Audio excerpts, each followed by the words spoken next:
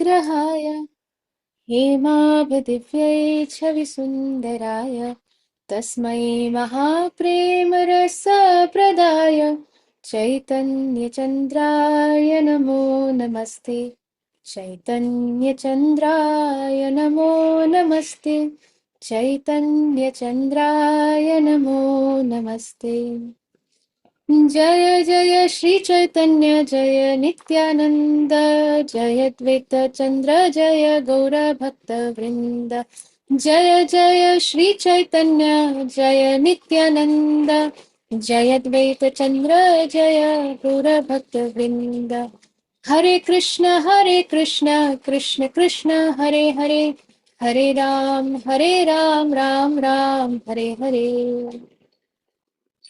Hare Krishna, dear devotees.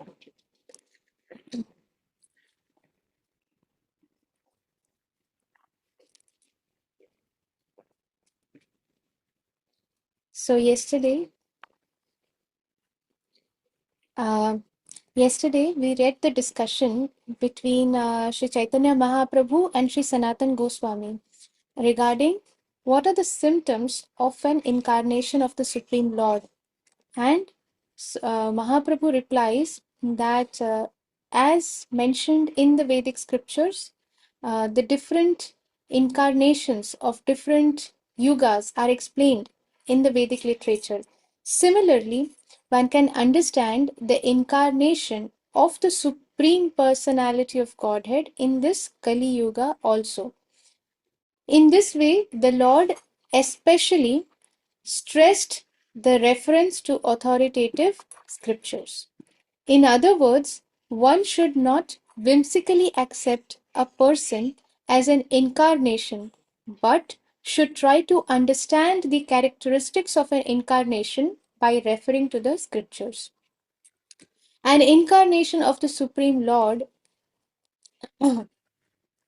never declares himself to be an incarnation, but his followers, that is, the followers of the Supreme Lord, of the incarnation of the Supreme Lord, they must ascertain who is an incarnation and who is not, or who is a pretender, by referring to the authoritative scriptures. Any intelligent person can understand the characteristics of a real incarnation. How? By understanding two kinds of features. The principal features, which is called the personal characteristics, and the marginal features, which comprises of his activities, of the activities of the incarnation of the Lord. So the personal characteristics, the personal features, and marginal features is the activities of the incarnation. And both these should be ascertained in reference to the Vedic scriptures, authoritative scriptures. The scriptures describe both kinds of features. For example, in the beginning of Srimad Bhagavatam 1.1.1, the features of an incarnation are nicely described. In that verse, the two terms Param and Satyam. So 1.1.1 is, let me read the verse 1.1.1. Om Namo Bhagavate Vasudevaya. So I'm reading the first verse of Srimad Bhagavatam from chapter 1, text 1. Janmadhyasya yato nyavaditaratas chartheshva abhigna swarat tene brahmhridaya kavaye मुह्यन्ति यत्सूरयः तेजो वारिमृदां यथा विनिमयो यत्र त्रिसर्गो मृषा धाम्ना स्वेन सदा निरस्तकुहकं सत्यं परं धीमहि. So in this verse, the two terms param and satyam in the last line, धाम्ना स्वेन सदा निरस्तकुहकं सत्यं Satyam Param Dhimahi. These two words are used, and Lord Sri Chaitanya Mahaprabhu indicated that these words reveal Krishna's principal feature, that is the personal feature, the personal form. The other marginal features are that he taught the Vedic knowledge to Brahma. Tene Brahmarida Adi Kavaye. So to all the rishis, munis, beginning from the first creature, the first created living being, Lord Brahma, has been taught this Vedic knowledge by him, whom? The Supreme Personality of Godhead. And incarnated, so the same Supreme Lord, Krishna, incarnated as the Purush avatar to create the cosmic manifestation. These are occasional features manifested for some special purposes. So these kind of incarnations, they don't come time and again, here and there, sometimes not like that. They are occasional features and manifested for special purposes. One should be able to understand and distinguish the principal and the marginal features of an avatar or the incarnation of the Supreme Lord Krishna. No one can declare himself an incarnation without referring to these two features. When Sri Sanatan Goswami tried to confirm Lord Chaitanya's personal characteristics as being those of the incarnation for this Kali Yuga, Lord Sri Chaitanya Mahaprabhu himself indirectly confirmed Sri Sanatan Goswami's conclusion by simply saying, "Let us leave aside all these discussions and continue with a description of the Shaktavesh avatars." So Mahaprabhu never wanted to reveal publicly. But Sri Sanatan Goswami, he started referring to the scriptures regarding the personal and the marginal features of the incarnation of the Lord in reference to the Kali Yuga, this millennium. And he found that the personal as well as the marginal features that is mentioned in the scriptures matches those with Sri Chaitanya Mahaprabhu. And as soon as Sri Chaitanya Mahaprabhu understood that Sri Sanatan Goswami has started confirming these from the Vedic scriptures, immediately Sri Chaitanya Mahaprabhu changed the topic. The Lord then pointed out that there is no limit to the Shaktavesh avatars, but that some can be mentioned as examples. The Shaktavesh so yesterday when we were discussing about on the question that our Lokamohan Krishna Prabhu asked, so I had mentioned this term Shaktavesh avatars, and here Mahaprabhu is pointing out there is no limit to Shaktavesh avatars. But some of them can be pointed out. The Shaktavesh incarnations are of two kinds. There are direct Shaktavesh and there are indirect. When the Lord himself comes, he is called a Sakshat or direct. Shaktavesh avatar. So he is a direct Sakshat Shaktavesh avatar. When he empowers a living entity to represent him, that living entity is called an indirect or Avesh Shaktavesh avatar. Examples of indirect avatars are the four Kumars. So Sanat Kumar, Sanatan, Sanak, and Sananda Kumar. The four Kumars. They are the indirect avatars, Shaktavesh avatars of the Supreme Lord. Then Narad Muni is Narad Muni is a different living entity, but he is especially empowered by the Supreme Lord. Therefore, he is the indirect Shaktavesh avatar. Then Prithu Maharaj. We discussed about Prithu Maharaj, not in detail, of course, but we read about Prithu Maharaj in earlier as well, a couple of days back. So he was ruling the whole of earth and he was especially empowered by the Supreme Lord. So the indirect empowered incarnation of the Supreme Lord. And Parshuram. So Lord Parshuram is also an indirect Shaktavesh avatar, Avesh. These are actually living entities who are given some specific power by the Supreme Personality of Godhead. when a specific opulence of the Supreme Lord is invested in specific entities, they are called Avesh avatars. Specific opulence is given. They are given some special powers for some special purpose. Narad Muni's special purpose is preaching. Then Lord Parshuram's special purpose was to eliminate all the pretending um, the adharmic kshatriyas. So that was the special purpose, and therefore he was especially empowered in this perspective, from this point of view. Then Prithu Maharaj, to rule the whole world, how should a ruler be? What are the qualities of the ruler? All these were especially, so he was especially empowered in that way. Um, when a specific opulence of the Supreme Lord is invested in specific entities, they are called Avesh avatars. The four Kumars represent the Supreme Lord's opulence of knowledge.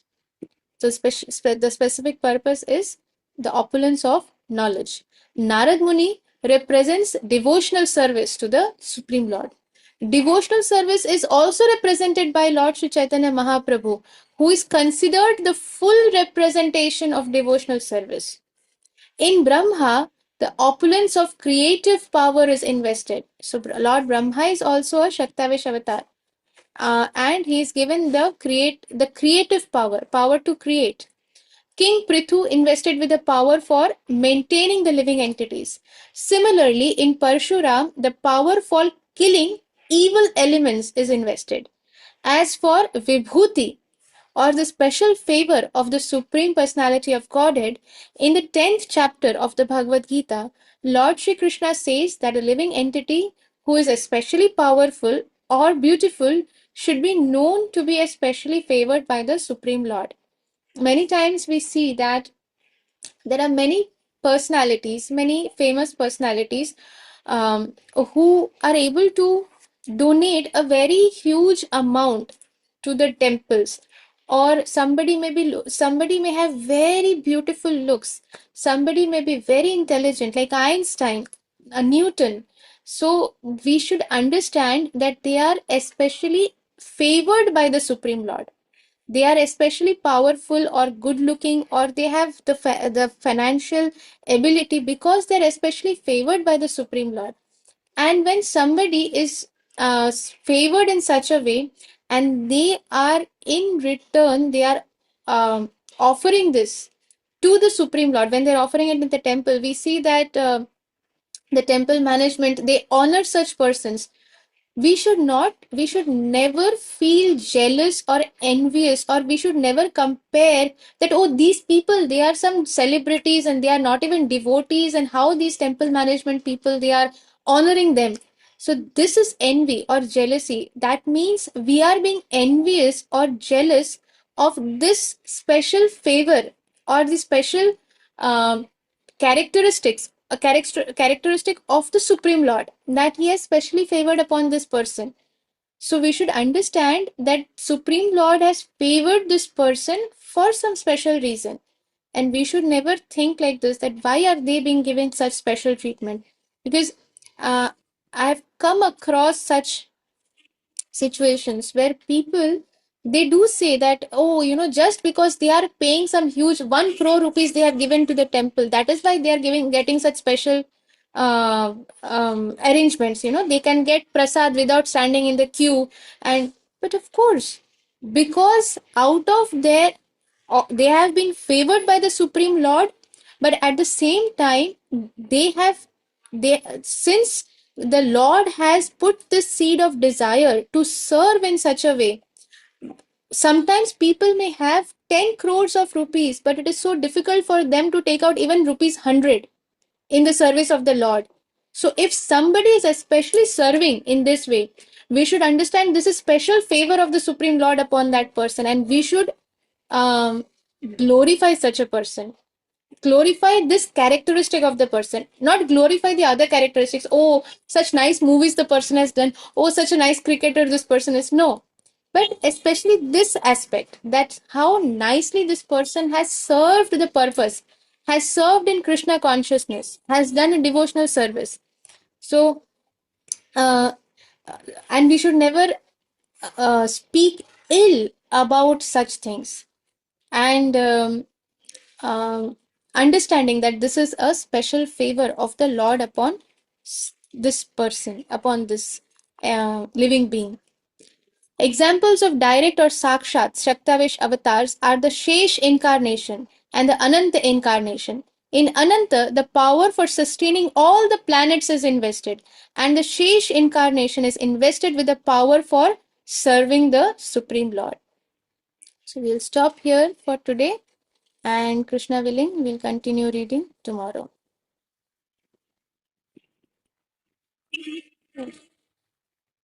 Yes, Rina Mataji, you have a question?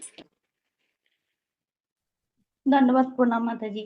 মাতাজি, এই যে ইমপার্সন আর person শক্তাবেশ অবতার, এই তফাৎটা বুঝতে পারলাম না। Okay, Mataji, just give me one moment. Just give me one moment. I'm getting a call and I'll address your question. Mataji, can you repeat your question? What is the question? হ্যাঁ, এই যে শক্তাবেশ অবতার, যেখানটা আপনি বলেন person and ইমপার্সন, এই দুটোর তফাৎটা কি? Direct and indirect. Direct হ্যাঁ, Shaktavesh avatar. So direct Shaktavesh avatar is so we saw indirect Shaktavesh avatar means okay, I will speak in Hindi because there are others also who don't understand Bengali. So direct शक्तावेश अवतार मतलब जो भगवान खुद किसी अपने ही incarnation में आते हैं डायरेक्ट, एंड जब किसी और जीवात्मा को जब वो विशेष शक्ति प्रदान करते हैं, तो दैट इज इनडायरेक्ट. जैसे नारद मुनि is not Krishna himself. Narad मुनि एक जीवात्मा है जिनको कृष्णा ने स्पेशली एम्पावर किया है, एंड इसलिए नारद मुनि शक्त्यावेश अवतार है और उनका पर्पस क्या है? Devotional service. लेकिन महाप्रभु कृष्णा के डायरेक्ट शक्त्यावेश अवतार है, मतलब वो कृष्णा खुद है और वो खुद आए हैं डिवोशनल सर्विस. मतलब उनका पर्पस है to give the world devotional service, मतलब भक्ति योग सिखाना. That is his purpose. So फिर चार कुमार जो है वो भी चार अलग जीवात्मा है, बट उनको उनको भगवान ने स्पेशली एम्पावर किया है. So they are indirect, direct and indirect. जैसे अगर हम खाना डायरेक्टली हाथ से खाते हैं तो डायरेक्ट, और स्पून से खाते, चम्मच से खाते तो इनडायरेक्ट. तो उसी तरीके से जो कृष्णा खुद है, खुद को ही एक्सपैंड कर रहे हैं, तो उसको डायरेक्ट शक्त्यावेश अवतार कहा जाता है. और अगर किसी और जीवात्मा को एम्पावर कर रहे हैं तो उसको इनडायरेक्ट शक्त्यावेश अवतार कहा जाता है. इज इट क्लियर माता जी?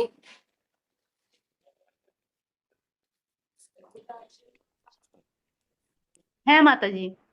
Okay. Yes, Imon, you have a question? Hare Krishna মাতাজি, দণ্ডবত প্রণাম। মাতাজি, মাতাজি, can we call our present gurus and Prabhupada as a indirect Sattvabesh avatar? Yes, Srila Prabhupada is absolutely an Shaktavesh avatar, not called, it is actually mentioned. Mahaprabhu had already foretold about Srila Prabhupada. So Srila Prabhupada is a Shaktavesh avatar of the Supreme Lord, and indeed our current Guru Varg, they are also Shaktavesh avatars because they are especially empowered. So yes. So any other question? I think Mohan had a question yesterday. I asked him he should. Mohan, do you remember the question? Yes, like if one Brahmana there is a Sudra, but um, means Okay, Yes. yes, I remember your question. So he asked a very good question that the other day we were discussing about the four varnas, that there is Brahman, Kshatriya, Vaishya, and Shudra. And in our discussion, I was mentioning that in today's times, everybody is a Shudra just by taking birth in a family, because they have a title which comes under a Brahmin as a Brahmin title, does not make them a Brahmin. So everybody is a Shudra. Anybody who is doing a job is a Shudra, because they are all serving under someone. So everybody is a Shudra. So his question was, then how does one qualify as a Brahman? And so this is a very good question. Somebody qualifies as a Brahman. Now, this Brahman is not based on some caste, on some material, mundane caste system or creed system. It's not that. This is based on the qualities, the intelligence, the position of the person in terms of the varnas. That is, a person whose intelligence and whose qualities meet or match the qualities and intelligence and the position of a Brahman, they qualify as a Brahman. How can one qualify as a Brahman? It is only and only when a bona fide spiritual master gives that qualification to somebody. So there is Harinam initiation. The first initiation is called Harinam initiation. So when the first initiation we receive the beads and the Hare Krishna Maha Mantra, our spiritual master is giving us the right to chant the Hare Krishna Maha Mantra. So we are given that right by our spiritual master, means from Krishna, that instruction has come. Yes, now you are authorized to chant the Hare Krishna Maha Mantra, and he's giving us the beats on which our spiritual master has personally chanted on. So it is that bead is empowered, and it will burn all our karma as we chant on the beads. It is taking all our not just karma, all the anarthas, and it is purifying us, and it is taking us closer and closer to uh, the love for Krishna prema bhakti. And then the next step is called Brahman initiation. So for Brahman initiation, one has to do the Bhakti Shastri course. What is this Bhakti Shastri course? Uh, it is the study of the Bhagavad Gita, of Srimad Bhagavatam and Ishopanishad, as well as the nectar of devotion, Bhakti Rasamrita Sindhu. These scriptures have to be very deeply studied and understood. When one has understood and deeply studied these scriptures, then such a person mechanically qualifies to take Brahmin initiation. But when the spiritual master accepts such a person and gives the Brahmin initiation, the Brahmin mantra, it's called Gayatri mantra. These days people freely chant Gayatri mantra, but they don't understand that one who chants the Gayatri mantra without the permission of the spiritual master, of the bona fide spiritual master, they are actually committing offense after offense. So Gayatri Mantra should never be chanted by anybody other than a Brahman. And who is a Brahman? A person who has been given Brahman initiation by a bona fide spiritual master. So when the spiritual master gives Gayatri Mantra in their ears, that is when they qualify as a Brahman. And before Brahman initiation, they have to undergo this Bhakti Shastri course. So a very systematic thing. Other than that, in the society, there are no Brahmins existing today. No Brahmins. And Kshatriya, the same thing applies for Kshatriya, Vaishya, but not in terms of the guru giving any mantra, because Kshatriya is based on qualities. Vaishya is also based on qualities. One who is a trader, a businessman, or taking care of cows, such people, an entrepreneur, they come under the Vaishya because they have the qualities of an entrepreneur. Those people who have the qualities of protecting people, they fall under Kshatriyas. Therefore, the soldiers, the army people, they fall under the Kshatriya category. And Shudras is who are serving the other levels. So they are serving the society. Therefore, they are called Shudras because they are serving all the other the levels or the other varnas, the Brahmins, the Kshatriyas, and the Vaishyas. So they are cleaning, the cleaning job is done by them, or any kind of job where we are getting salary. That falls under Shudra. So therefore, when we discuss, we say that everybody falls under Shudra because everybody is getting salary paid for what they are doing. But for a Brahmin, the qualification is given by a bona fide spiritual master. Other than that, there are no Brahmins that are existing in today's Kali Yuga. So this was the question. I thought this is an important point. So I had asked him to remind me. So, okay. So any other questions? Hari Bol. Param Prabhu has a question today. Prabhu, you have to unmute and you have to unmute yourself. Hare Krishna, Shu. Hare Krishna. I have a question. You told ना अभी कि गायत्री मंत्र ऐसे नहीं पढ़ना चाहिए. So why nowadays school में kids को सबसे पहले गायत्री मंत्र कराते हैं as a morning prayer? That's because people are not aware of these injunctions from the scriptures. This is Kali Yuga. Everybody, due to their poor fund of knowledge, everybody is doing as per their whimsical desires. They don't have any knowledge what should be done and what should not be done. Therefore, schools में आजकल बहुत कुछ करवा रहे हैं. So Gayatri Mantra is something that should never be chanted without the permission of the spiritual master. And in fact, even for those people who are Brahmin initiated by the bona fide spiritual master, Gayatri Mantra is never to be chanted loud. It is to be chanted in the mind. It is never supposed to be chanted aloud, even for those who are Brahmin initiated. So these are the rules. Therefore, it is mentioned. Therefore, it is said that why this Hare Krishna mantra is called the Maha Mantra. This is the reason. क्योंकि बाकी सारे जो मंत्र है उन सब के पीछे रूल्स एंड रेगुलेशंस है जो आज के समय में कलयुग में लोगों को पता ही नहीं है. Whether it is a Shiv mantra, Gayatri mantra, whichever mantra. Even when we are doing what is it? The mantra for Lord Shiva's anyways, that the word is not, I can't remember it. So anyways, any mantra that we do, there are rules and regulations, how one should sit, where one should sit. One should not sit on the floor, the feet should not touch the floor. There are so many rules and regulations for all the mantras.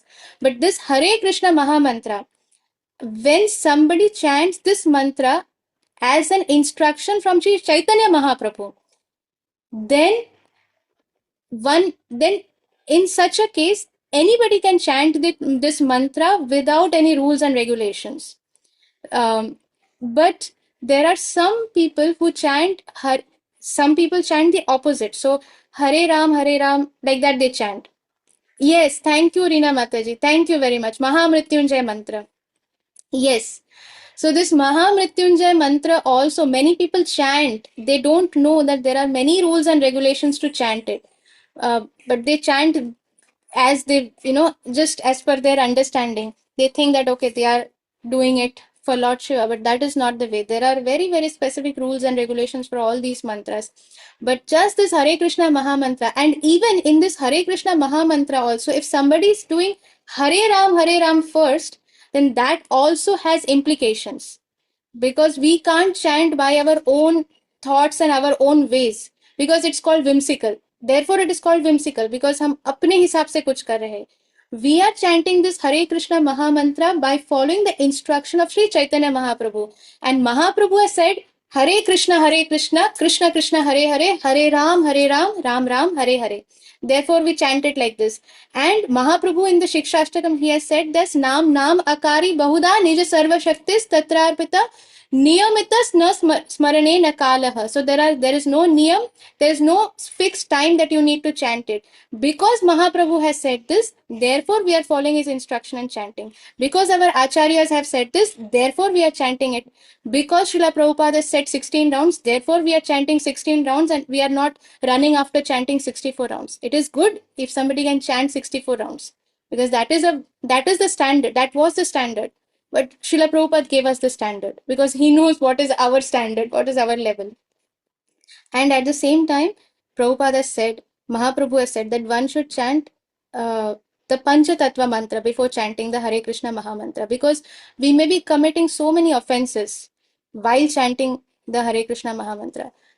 Apart from this Maha Mantra, all other mantras we should be very careful. Without the instruction from a bona fide spiritual master, we should not randomly chant some mantras unless somebody has instructed us.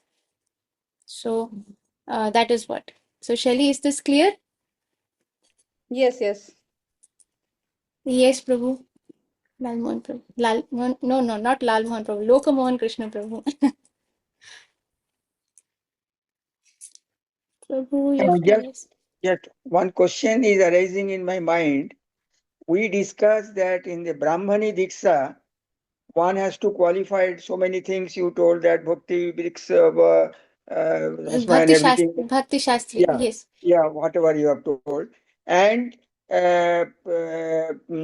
those who are not working and getting salary, is it like that? No. Not like that. No. A bona fide spiritual master can give qualification to anybody.